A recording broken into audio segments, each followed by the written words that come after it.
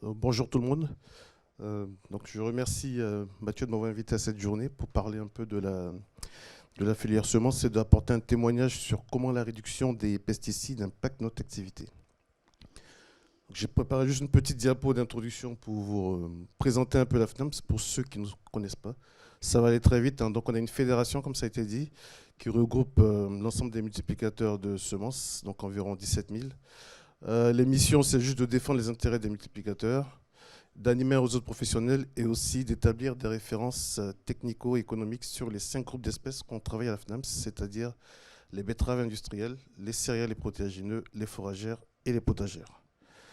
Donc pour entrer dans le vif du sujet sur comment est-ce que la réduction des pesticides impacte notre activité, donc ça impacte de différentes manières et j'ai essayé de ne pas être trop alarmiste.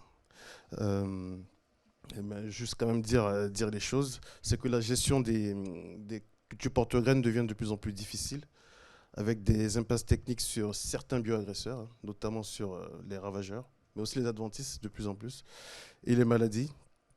Avec, vous savez, au niveau des semences, il y a quand même des normes à atteindre au niveau pour la certification et des normes sanitaires. Donc avec le retrait des substances, c'est un peu difficile d'atteindre ces normes-là. Et ça engendre aussi des diminutions de surface pour certaines cultures, notamment pour les cultures potagères et pour les cultures fourragères.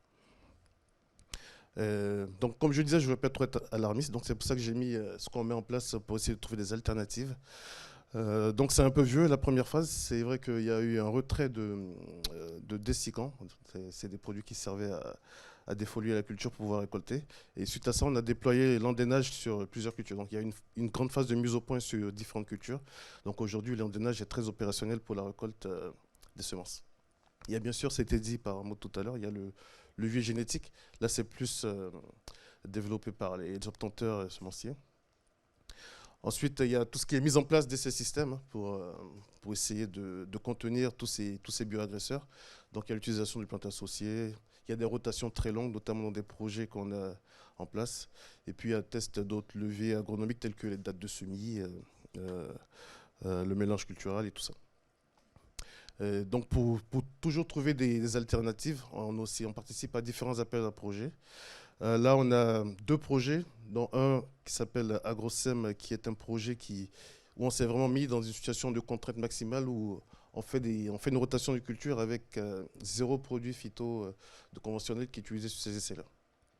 Donc, comme vous vous en doutez, on a essuyé pas mal d'échecs.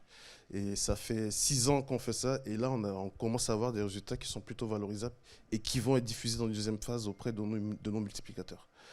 Donc les premières années étaient difficiles, mais là, au bout de la 4e année, on a commencé à avoir des résultats. On a appris, très humblement, on a appris. Et puis, il y a certaines choses qu'on sait faire maintenant sans forcément utiliser des produits conventionnels.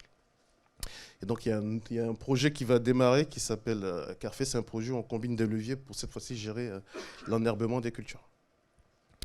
Et on a d'autres projets un peu annexes que je ne développe pas dans le cadre de cette présentation. Et pour finir, pour être dans le cas pratique, hein, pour être dans l'actualité, lorsqu'on a été sollicité dans le cadre du PARSADA avec tous les membres de la filière semences, donc la FNAMS, comme j'ai dit tout à l'heure, nous on travaille céréales protéagineux, fourragères, betteraves et potagères. Mais on a sollicité tous les collègues de l'environnement semences, donc maïs, oléagineux et tout ça. Et on a fait un état des lieux de l'impact que pourrait avoir le retrait des 75 substances sur notre activité. Et donc là, vous avez un tableau avec les espèces phares des différents groupes d'espèces. Et vous avez comment chaque bioagresseur, enfin, comment sera impacté pour chaque bioagresseur. Vous voyez que la colonne la plus problématique, c'est les adventices. Les maladies, ça va encore. Attention, parce que les maladies, souvent, les produits sont associés. Donc, une molécule peut être dans un produit qui contient d'autres molécules qui ne sont pas menacées, mais du coup, ça va faire que le produit va disparaître. Il y a les ravageurs aussi qui pour le moment, va poser un problème aussi avec le retrait de ces substances. Donc toujours, on n'est pas alarmiste, hein, on participe, on est acteur de ce projet. Donc dans la première phase, on a décidé, nous, de s'attaquer aux ravageurs. Donc on a décidé de déposer un plan de gestion des coléoptères sur les différents groupes d'espèces qu'on travaille avec tous les collègues de l'ensemble du réseau filière. Et dans la deuxième, troisième vague, ça va être les adventices et les maladies.